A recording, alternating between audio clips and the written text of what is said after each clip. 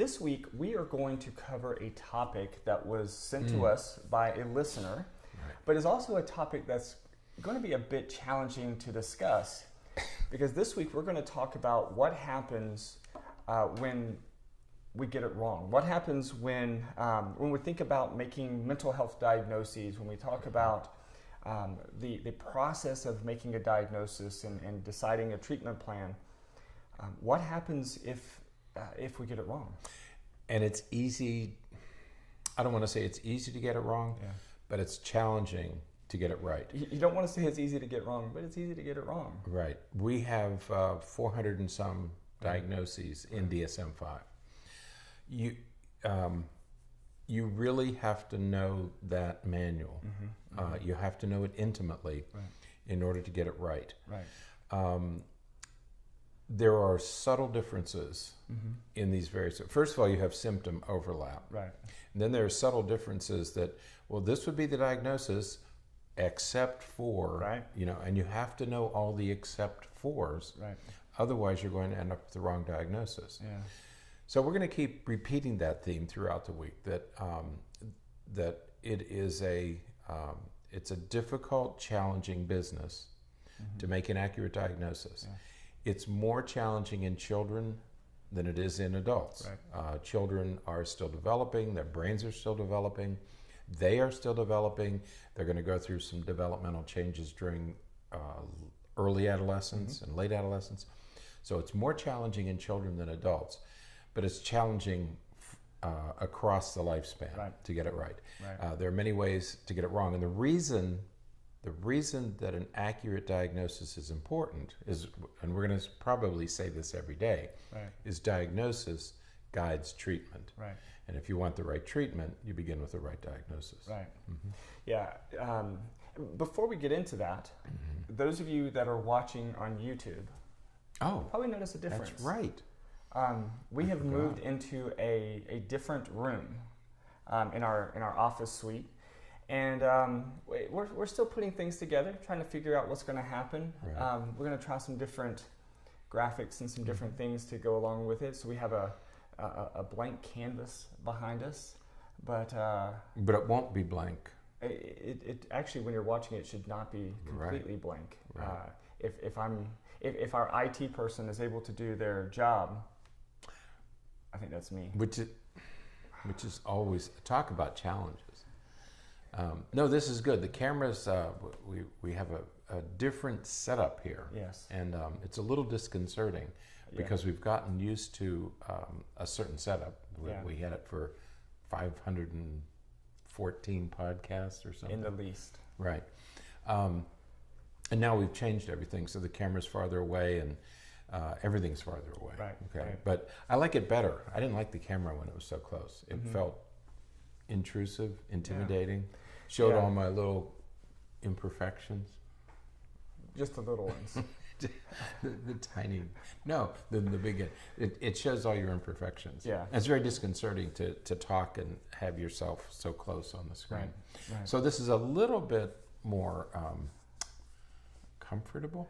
It is, and again, hopefully feels more like a conversation than a recording. It does, and hopefully I'm just hoping that I'll be able to get everything edited in time for everything to go out on time. And I hope that you appreciate it as much as I like this. I like the difference. I like the distance. But I hope it works as well for you as it does for us. And if not, as always, let us know. The lighting is different, and hopefully that all helps. So, all right. So today we're going to focus on, as we introduce this idea of misdiagnoses and when we get it wrong. Today we're going to talk about some of the general challenges associated with making a diagnosis.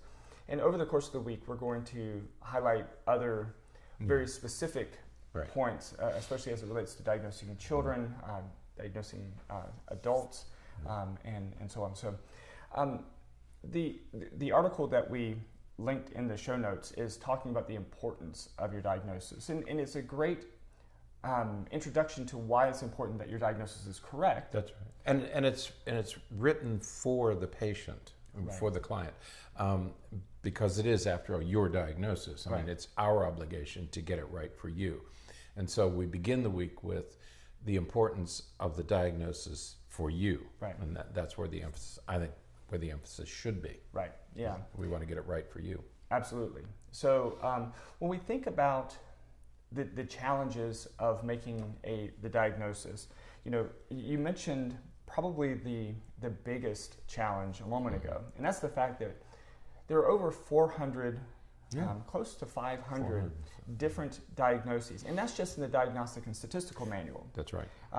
There is nothing that completely obligates mental health professionals to use the DSM-5.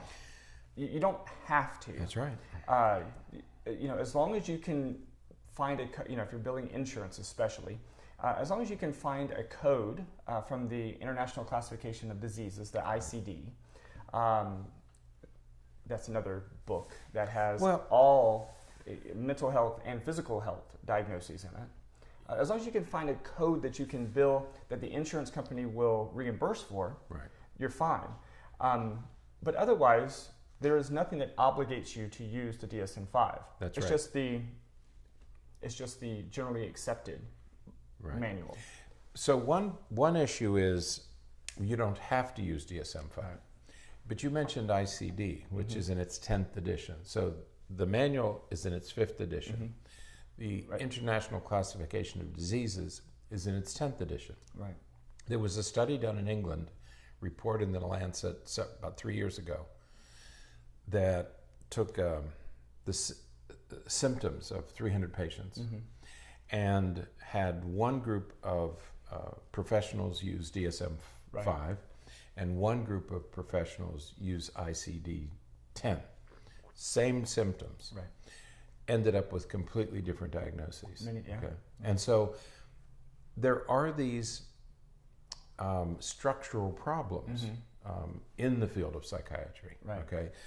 One of them is there are no lab tests. We're going to talk about that later in the week. But you have these two books. Right. Okay. And each can produce a different diagnosis. So that's one of the many challenges. Right. Okay. We're going to talk about other challenges during the week, but I think what we're focusing on, what we're emphasizing here today is there are a number of challenges in getting an accurate diagnosis, but it's absolutely essential that you get an accurate diagnosis. Right. Otherwise, you're going to select the wrong treatment. Absolutely. And so, just as a brief example of other sources, when you work in education, your diagnostic manual, if you want to call it that, I'm doing air quotes, your diagnostic manual, I hate doing this. Your diagnostic manual in education is the Individuals with Disability Education Act. And it lists specific diagnoses, diagnoses, but they refer to them as exceptionalities, used to identify students who need special services. And those are diagnoses, loosely speaking. They're diagnoses. Now, an insurance company isn't going to reimburse for those diagnoses, but when it comes to receiving services in school, those diagnoses are critical. You can't take just any DSM diagnosis and receive services in school unless it also meets criteria for one of their diagnoses. That's right, and those are in a federal definition. Right. These are in law. Okay, that you have to meet, your child has to meet these specific criteria in order to be given that category, in order to fit into that category. Right. It's not just because you have a reading problem or a math problem. There are there are about 10 now, I think, categories. So, for example, your child can have ADHD, but that's not a specific category. It comes under another category, and you need to know these subtle differences. So that's a good point, is that you have to live by these categorization schemes. Right. And there are many others. There's one 0 to 5. 0 to 5 or birth to 5, birth to 3 or something like that. And it's a much smaller manual, but there's a whole manual of diagnoses for that particular age group, and it's made by a different organization. For very young. Insurance companies aren't necessarily going to reimburse for that unless they correlate with other diagnoses. But there's lots of different manuals out there. Some choose to go by those, but most insurance companies and sort of the generally accepted manual is the DSM. Right. Another major factor, and then we're going to kind of delve into this much more deeply later this week, is individual differences within the field related to training and professional experience. That's right. You know, it's interesting. Is interesting the right word?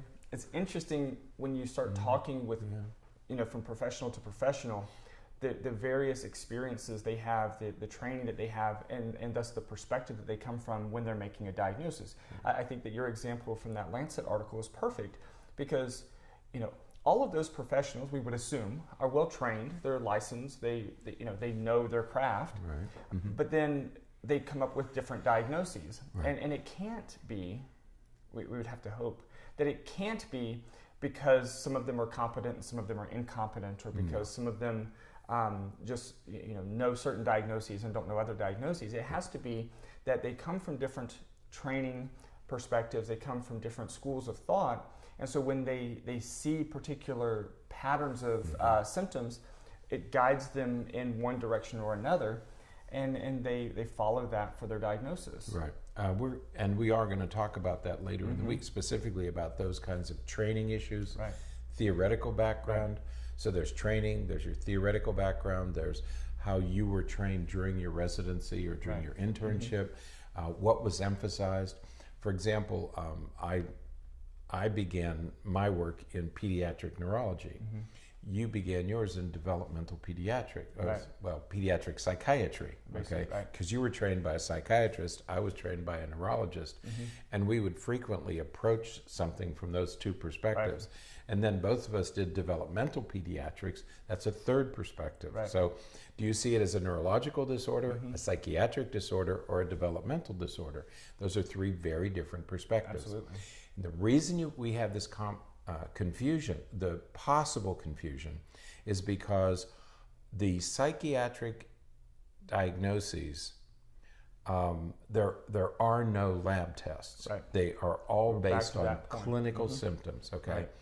And I think of all the words we're going to use this morning, I think symptoms is one of the most important. Right. Because in our business, we're left with making a decision based on observable symptoms, not on a lab test. Right. We don't have, there's no SPECT, MRI, EEG. Absolutely. There's nothing available today. There's no technology that exists today that will tell you whether or not you have a mental illness or what that mental illness is. Absolutely. Regardless of claims, there is no technology. Well, and I think that another great point pulling from what you were just saying, in psychiatry there are no lab tests. Right.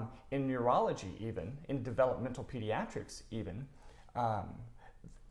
the only lab tests we have are for those things that are structural or based upon some direct injury or insult to the brain or to regions that affect development or neurological functioning.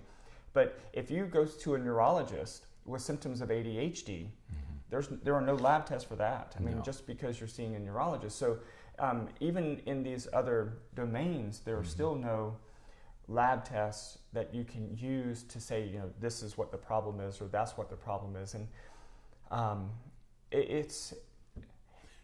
it leaves little to wonder why some people are very skeptical of the mental health field because because we don't have these lab tests, and it requires such, and I don't want to oversell it, but I don't want to undersell it either. It requires such clinical precision to get it correct that that it does raise some concerns as far as accuracy and reliability, because it can change. Right, and even with all these problems, every once in a while, and I didn't read hundreds of articles, but I reviewed dozens and dozens of articles for this week's podcasts.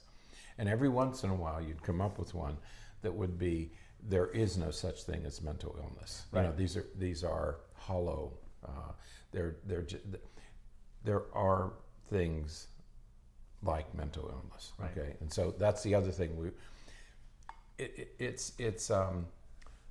I think not destructive, but it's a disservice. It does a disservice to say that there is no such thing as a mental illness. Okay, and so we also want to make that point that no, there are mental illnesses, and if you've ever had one, or if you have a relative who has one, you know that they are real. Right.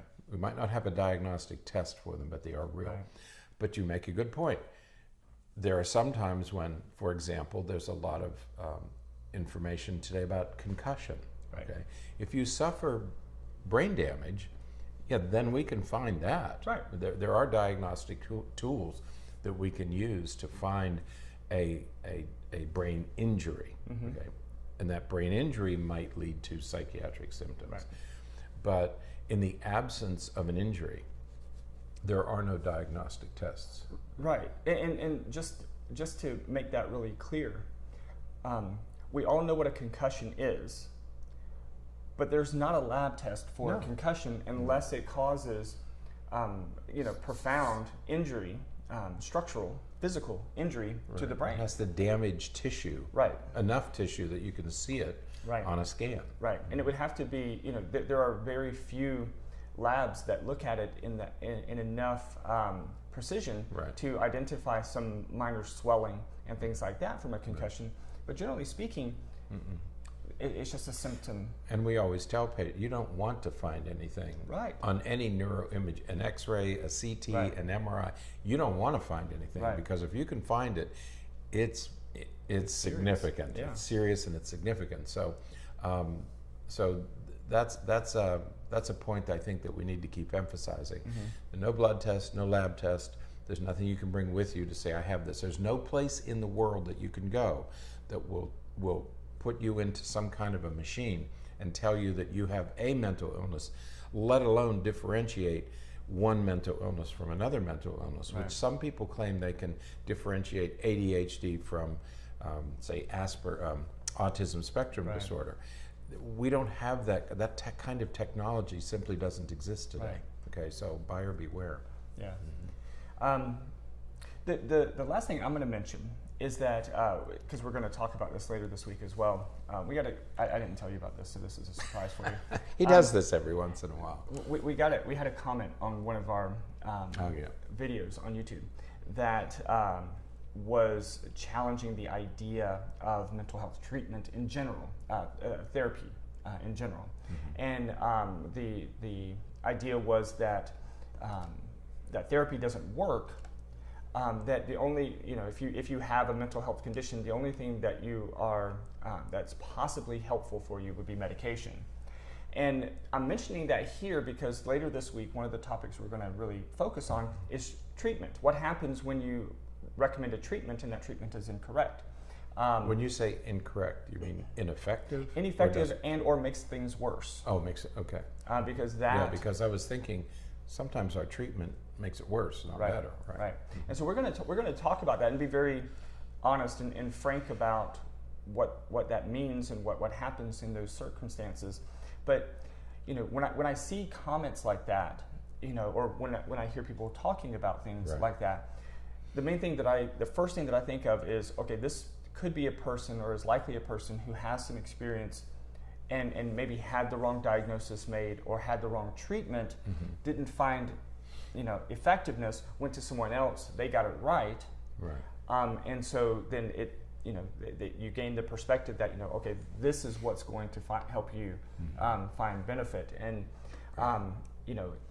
it's concerning for reasons that we talked about a moment ago, that there's a lot of skepticism about this field in general, but when you get it right, when you apply the right intervention, it's impressive what happens to the brain even when things change. I remember reading about Joe Torgerson. He does research with reading, and he would work with kids who were dyslexic. And again, there's not really a test a lab test for dyslexia. You can look at how their brain functions, through spectral or neural scans. You can see how their brain is functioning while they're reading, but there isn't anything to say specifically that, okay, that's a dyslexic brain or that's this brain. We just look for trends and things like that. Right. But when you see a person's brain and they're not reading well, but you scan them while they're reading, you apply an intervention, and then you scan their brain while they're reading again. When you have the intervention right, the brain changes in much the same way that it would change if you applied a medication or some chemical treatment to it. So we know that therapy, treatment, training changes the way the brain functions. And so when we get it right, we can make it change in the way that we need it to change, I guess is what I'm trying to get to. Right.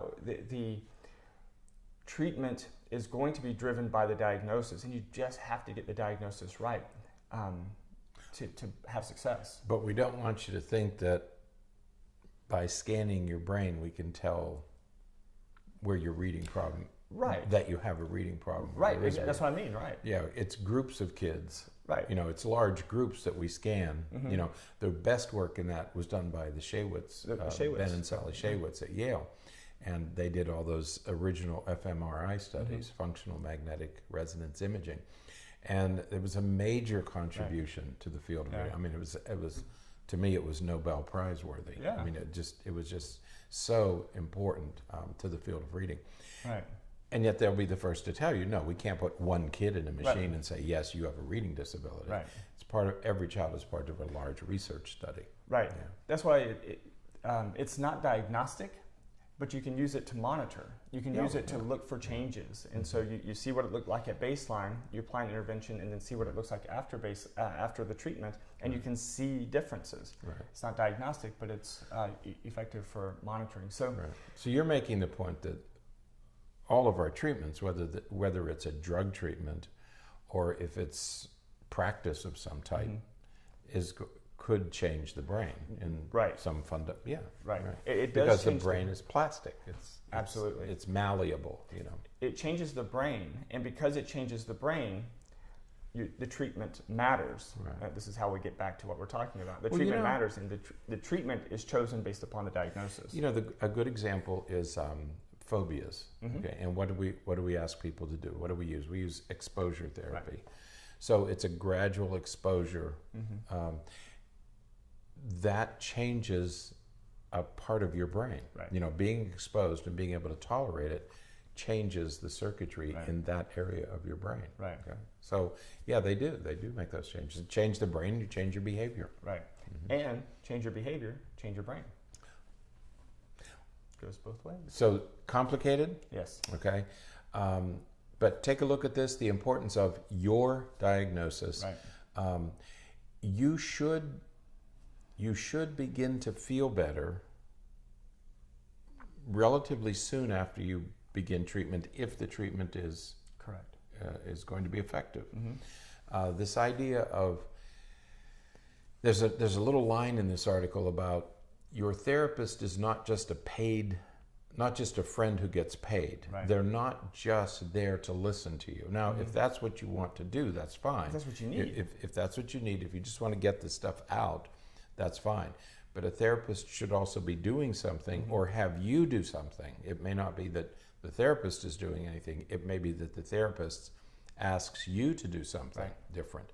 But these treatments shouldn't go on for years and years and years and years. It may be that if you're not making progress, then perhaps the therapist should get a second opinion. Somebody should request a second opinion. Right. But you should begin to make progress.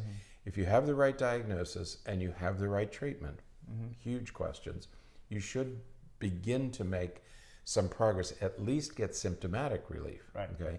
If you're taking a medication and after a month or two there's no change, well, it's not the right medication. Right. So let's change something. Okay. It may take a while to get the right combination of drug and non-drug treatments, but if you keep working at it, you're going to get some relief. Absolutely. All right. But be cautious about spending too many months. If nothing happens within a few months, let's consider making some changes. Some adjustments needed. Yeah. Right. All right, that's it for today then. Tomorrow we're going to talk about some of the commonly misdiagnosed conditions. Yes. And we'll focus on that tomorrow. So until next time, stay happy, stay healthy, and forget to be afraid.